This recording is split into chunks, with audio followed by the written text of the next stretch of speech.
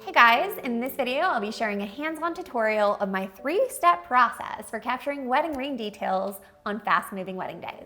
Let's dive in. This video is part of a series I'm doing on capturing wedding details. In the last video, I shared part 1 of how to get better ring shots with 7 pro tips specifically on the gear to use, settings, and some important things to know when it comes to focusing for ring shots. So if you haven't seen that one yet, definitely check it out after this video and also be sure to link it in the description. So before we start photographing and styling out our ring details, there's a very simple 3-step process that I think through for every single image that I take. The very first step is lighting.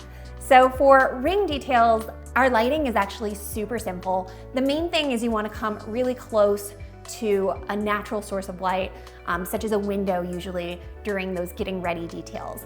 And the most important thing for this is that it be indirect window light. So if you actually have the sun coming through the window, you want to be just outside of that source of light. So you'll see right here, I'm close to a window, but the window is actually the light's coming in and hitting the floor. So I want to be just outside of that in the shadow. So I'm getting that nice, soft, indirect light. Part 2 is to consider your background. And for background for wedding rings, there's really 3 main things that I'm looking for a great background. 1, that it be cohesive. 2, that it be simple and minimal. And 3, that it be meaningful. So let's just quickly talk about each of those. First, I'm looking for it to be cohesive to my style and what my brides are hiring me for. So you want whatever they're hiring you for, that look, for it to be cohesive with that. In addition to being cohesive with their wedding day, the full wedding gallery, and also their wedding album. So I want the gallery for the day to have a nice flow to it where everything seems like it lives together. And then that also plays into the wedding album. When you're designing it out, it all looks cohesive from the very beginning of the day to the very end. This is also great for if you're planning to submit the wedding for publication to high-end blogs or magazines. Everything will flow really nicely together and the details will look nice next to all the other pictures. So this is really important to have everything look cohesive. A major thing that helps with this is bringing styling boards to the wedding. I talked a little bit about styling boards in my video on what's in my wedding day styling kit, sharing kind of some of the different styling boards I use. I have linen styling boards, and then I also have styling boards with like kind of a nice simple texture to them. This also plays into number 2, which is to keep it simple and minimal. And the reason for this is we want the rings to really steal the show. So I like my ring shots to have really kind of clean backgrounds where it's not pulling the attention away from the rings, but rather supporting the rings. And so we have, our backdrops. I have things like little ring dishes, and I also have a variety of mist boxes and also amoni boxes, which are the 2 ring boxes that I love to bring with me for weddings to kind of help style things out, in addition to ribbon and stuff like that. So these are all little props and things that you can use to help support the ring details.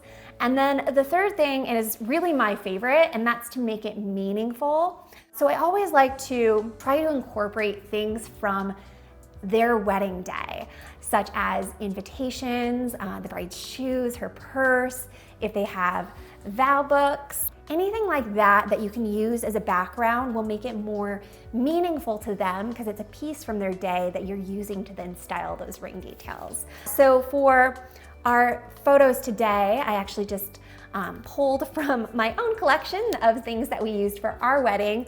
And I'm gonna be styling with these little vow books that we used for our wedding last year. And also this little photo of Santorini that Jace made me for our 1-year anniversary. And this is actually similar to something that I might see on a wedding invitation. Oftentimes there might be calligraphy or like even hand-done calligraphy, but even sometimes printed calligraphy, and I can either play on those words or their names and incorporate that into the ring details. And I've also had wedding invitations that have featured the venue that's been in a hand-drawn way or watercolor. So this backdrop of Santorini is similar to like what you might see on a wedding invitation. So we'll be playing with that as well. As our backdrop. I thought it would make a really cool, fun little backdrop. And all the things that we'll be doing to kind of style this out can also just be used against a simple linen styling board as well. So let's go ahead and clear off our board real quick. Now that we've cleared off our board, let's go ahead and style things out. And part 3 is the design of our image. And there's a lot of things that make up the design and composition, but one of the main things that I'm considering when it comes to styling the wedding rings is switching up your perspective. For perspective, there's 3 different angles that I'm looking for variety when it comes to ring shots. At an angle, sort of perspective, down low, like kind of aligned with the rings for kind of that larger than life look, and then more of a top-down shot, which would be like your flat lay. So those are the 3 different perspectives that I love to get when it comes to rings. So let's go ahead and style these out. So for this first photo, I just wanted to play with the little lettering on this, and this will be a bit of an angled photo so that we can actually see that text. So I'm gonna generally get those rings aligned where I want them. And then what we had talked about on the last video, one of the tips was to make sure that all the rings are lined up. So I like to take a little business card or a little piece of paper or something just to make sure everything is aligned so that they are all sharp and on that same plane of focus. We'll go ahead and take our photo. So the first thing you want to do is make sure that you are in manual mode so that you can control the focus of the image. And there's a little bit of a line. So I'm actually just gonna sneak another white sheet in there. So I'm coming in at a bit of an angle so that I can actually see those words with love. If I was coming down a little bit lower, more of at that direct, like low perspective, we actually wouldn't be able to see the words as easily. And for my settings, I'm using f6.3. 200th of a second. You don't want to go any lower than that just because of camera shake, and my ISO is 1250. The second design that I thought would be nice to do with this is to incorporate that picturesque Santorini design in there. I'm actually going to just angle this ring on here a little bit. For this, I'd come in nice and low. And I'd also get a variation where I get kind of different angles and stuff as well.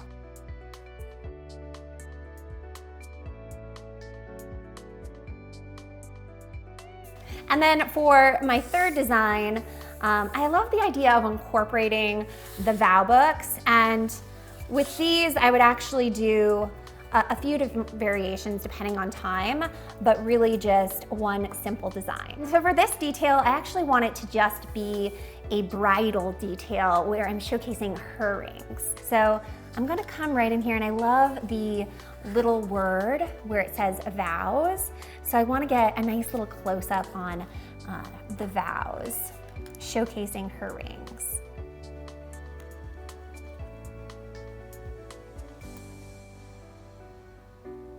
Then I'll also capture this from a few different perspectives as well as a zoomed out perspective to get a little bit of variety with that one design.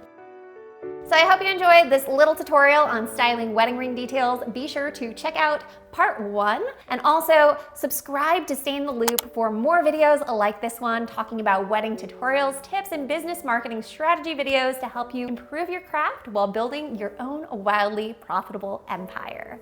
And I will see you in the next video.